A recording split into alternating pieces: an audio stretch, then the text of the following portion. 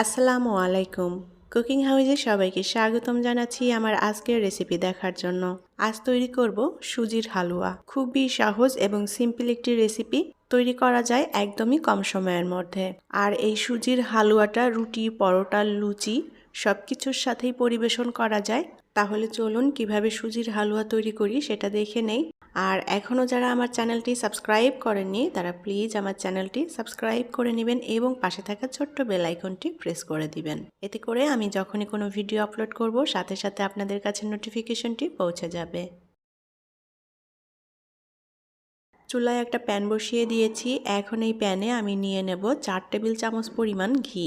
ঘিয়ের পরিমাণ এখানে আপনারা বাড়িয়ে কমিয়ে দিতে পারেন, তবে হালুয়াতে ঘিয়ের পরিমাণটা একটু বেশি লাগে। এখন এই ঘিয়ের মধ্যে দিয়ে দেব 1 কাপ পরিমাণ সুজি। অল্প আঁচে আমি এখন সুজিটা ভেজে নেব ঘিয়ের সাথে। অনবরত নেড়ে দিতে হবে যেন সুজিটা পুড়ে না যায়। আর চুলার আঁচটা অবশ্যই অল্প রাখতে হবে, অল্প আঁচে ভেজে নিতে হবে। আর এই সুজিটা আমি আগে থেকেই শুকনো খোলায় টেলে নিয়েছি। টেলে নিয়ে তারপরে আবারও ভেজে নিচ্ছি। সুজিটা আগে থেকে টেলে নিলে সুজির মধ্যে যে কাঁচা গন্ধ থাকে সেটা থাকে না, আর খুবই সুন্দর একটা ফ্লেভার আসে। আর হালুয়াটা খেতেও কিন্তু খুবই ভালো লাগে। সুজিটা কিন্তু আমি লাল করে ভাজবো না, সুজিটা সাদা সাদাই থাকবে, আবার সুন্দর মতো ভাজাও হয়ে যাবে ঘিয়ের সাথে। এটা আপনাদের পছন্দ মতো করে ভেজে নিতে পারেন, সুজিটা আর একটু কড়া করেও ভেজে নিতে পারেন। আমি সম্পূর্ণ সুজিটা ঘিয়ের সাথে খুব ভালোভাবে নেড়েচেড়ে মিলিয়ে নিয়েছি। এখন এর মধ্যে 2 টুকরো দারুচিনি এবং 5-6টা এলাচ দিয়ে দেব, আর দিয়ে দেব 2টা তেজপাতা। এলাচ, দারচিনি এবং তেজপাতা দিয়ে খুব ভালোভাবে নেড়েচেড়ে এখন আবারও কিছুক্ষণ ভেজে নেব।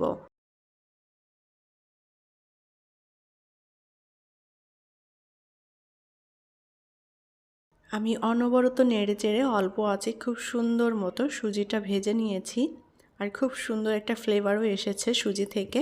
এখন এর মধ্যে দিয়ে দেব বাদাম। আমি এখানে কাজু বাদাম নিয়েছি কিছু, আর নিয়েছি কাঠবাদাম। কাঠবাদামগুলো কুচি করে নিয়েছি। আর দিয়ে দেব কিছু কিশমিশ। এখানে আপনাদের পছন্দ মতো বাদাম ব্যবহার করতে পারেন কম বেশি করে। চাইলে এখানে চীনা বাদামও অ্যাড করতে পারেন, আমি এখানে চীনা বাদাম দিচ্ছি না। বাদাম দিয়ে খুব ভালোভাবে নেড়েচেড়ে মিলিয়ে আবারও কিছুক্ষণ ভেজে নেব। চুলার আঁচ অবশ্যই অল্প রাখতে হবে যেন পুড়ে না যায়।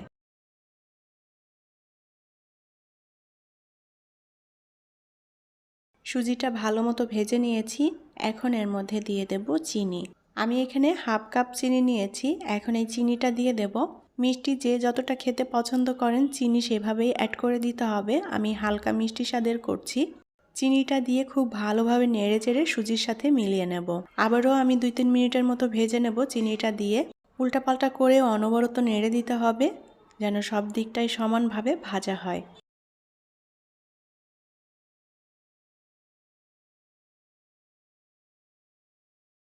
চিনি দিয়ে সুজিটাও আমি সুন্দর মতো ভেজে নিয়েছি। এখন এর মধ্যে দিয়ে দেব পানি। আমি এখানে গরম পানি ব্যবহার করছি। আর প্রথমে আমি 1.5 কাপ পরিমাণ পানি দিয়ে দিলাম। পানিটা দিয়ে খুব ভালোভাবে নেড়েচেড়ে সুজিটা মিলিয়ে নেব।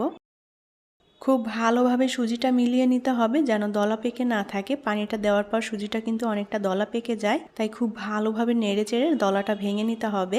আর চুলার আঁচটা কিন্তু অল্পই থাকবে, অল্প আছে। এখন খুব ভালোভাবে নেড়েচেড়ে আমি হালুয়াটা রান্না করে নেব। আমি আরও কিছুটা পানি দিয়ে দিলাম। টোটাল এখানে আমি 2.5 কাপের মতো পানি ব্যবহার করেছি হালুয়াটা রান্না করার জন্য। আর এখানে আমি গরম পানিটা ব্যবহার করছি, চাইলে এখানে ঠান্ডা পানিও অ্যাড করা যাবে।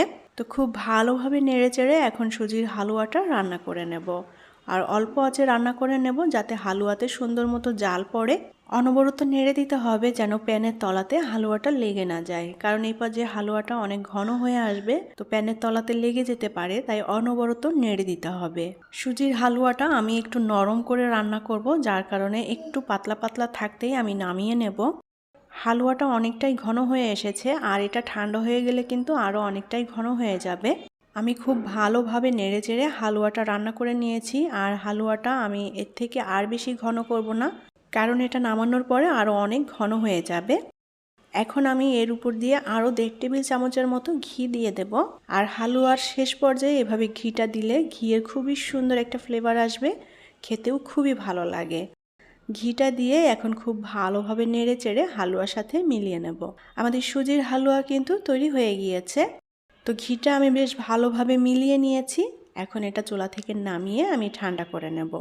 চাইলে হালুয়াটা ফ্রিজে রেখে ঠান্ডা করেও খেতে পারেন, আবার নর্মাল টেম্পারেচারে রেখেও ঠান্ডা করে নিতে পারেন। হালুয়াটা এখন আমি পরিবেশন করব। সুজির এই হালুয়াটা সিম্পল হলেও এটা খেতে কিন্তু অসম্ভব রকমের টেস্টি এবং মজাদার। আপনারা হয়তো বুঝতেই পারছেন হালুয়াটা খেতে কতটা মজার হবে। পরিবেশনের সময় সুন্দর দেখানোর জন্য আমি এর উপর দিয়ে কিছু পেস্তা বাদাম এভাবে দিয়ে দেব, এতে করে দেখতে ভালো লাগবে। সুজির এই হালুয়াটা রুটি, পরোটা, লুচি সব কিছুর সাথেই কিন্তু খাওয়া যায়, আবার এটা এমনি এমনিও খাওয়া যায়। আশা করছি আমার আজকের এই সুজির হালুয়া আপনাদের কাছে ভালো লেগেছে। যদি রেসিপিটি ভালো লেগে থাকে তাহলে প্লিজ ভিডিওতে একটা লাইক দিবেন এবং ভিডিওটি শেয়ার করবেন। পরবর্তী রেসিপি দেখার আমন্ত্রণ জানিয়ে আজকের মতো বিদায় নিচ্ছি। সবাই অনেক অনেক ভালো থাকবেন। আল্লাহ হাফেজ।